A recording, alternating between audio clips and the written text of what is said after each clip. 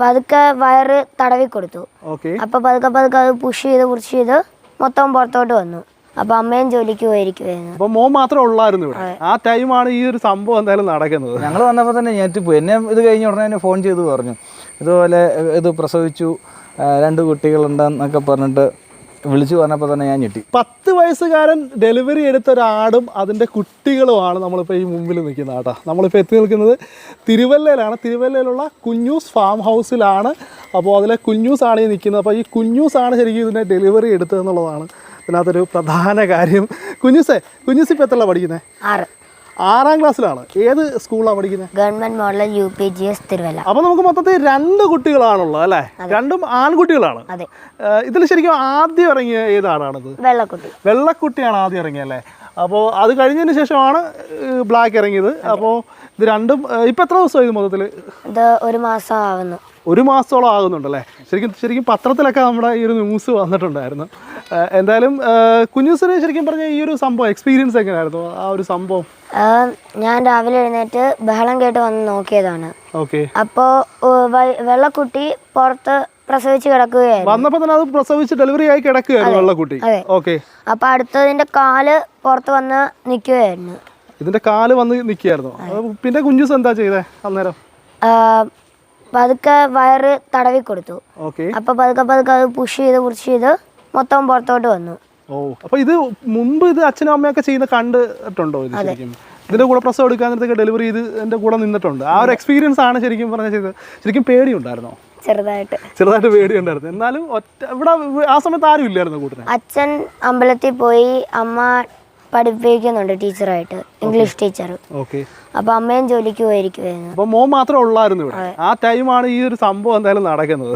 പിന്നെ ഏകദേശം 4 വയസ്സുള്ളപ്പോൾ തൊട്ട് ഞങ്ങൾ ഇവിടെ പരിപാടി ഫാമായിട്ട് തുടങ്ങിയത് 2018 സ്റ്റാർട്ട് ചെയ്തതാണ്. നമ്മൾ പ്രധാനമായിട്ട് ഇവിടെ എനിക്ക് തോന്നുന്നു മലബാറി ഐറ്റംസ് ആണ്. അത് ഞങ്ങൾ ആദ്യം തൊട്ടേ ഉണ്ടായിരുന്നതാണല്ലോ. നേരത്തെ ഒരു വീഡിയോ ഇവിടെ ചെയ്തിട്ടുണ്ടായിരുന്നല്ലോ.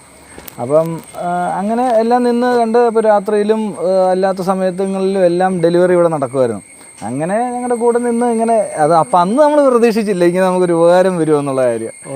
അന്ന് രാത്രിയിലൊക്കെ നിന്ന് എല്ലാം കണ്ടു, കാര്യങ്ങളെല്ലാം കണ്ടു.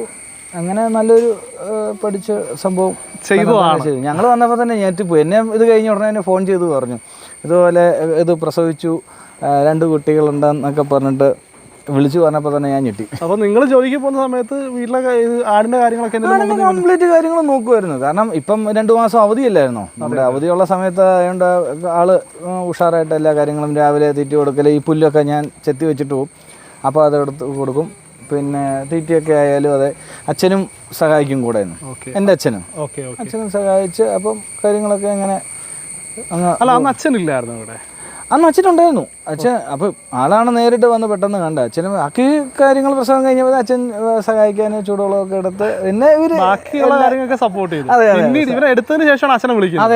അതെ. പെട്ടെന്ന് കണ്ടപ്പം പുല്ല് കൊടുക്കാനായിട്ട് ചെന്ന് കഴിഞ്ഞപ്പോഴത്തേക്കും പെട്ടെന്ന് ഇങ്ങനെ കണ്ടു കഴിഞ്ഞപ്പോഴത്തേക്കും അതങ്ങ് ചെയ്തു.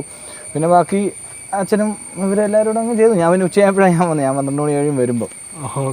ഇവിടെ ശരിക്കും നിലവിൽ എത്ര ആടുകളുണ്ട്? ഇപ്പൊ 12 ഉള്ളൂ. നേരത്തെ അത്യാവശ്യം ഉണ്ടായിരുന്നു. 50 ആടുകളും വരെ ഉണ്ടായിരുന്നു. സെയിലൊക്കെ. പിന്നെ ഇപ്പോഴും കൊടുക്കാനുള്ള കുട്ടികളുടെ കാര്യങ്ങളൊക്കെ ഇപ്പോൾ ആയി വരുന്നു. നമ്മൾ എത്ര പ്രായമുള്ളപ്പോഴാണ് കൊടുക്കുന്നതിനൊക്കെ? 4 മാസം കഴിഞ്ഞ് കഴിയുമ്പോഴത്തേക്കും നമുക്ക് മലകൂടി വാങ്ങി കഴിയുമ്പോഴത്തേക്കും അത്യാവശ്യം നമുക്ക് കുട്ടികൾക്ക് ഇവിടുത്തെ കുട്ടികൾക്ക് എത്ര പാല് കിട്ടുന്നുണ്ട് ശരാശരി? 1 ലിറ്റർ 1.5 ലിറ്റർ ഒക്കെ തന്നെ കുട്ടികൾ കുടിച്ചു കഴിഞ്ഞിട്ട് കുട്ടികൾ. അതെ.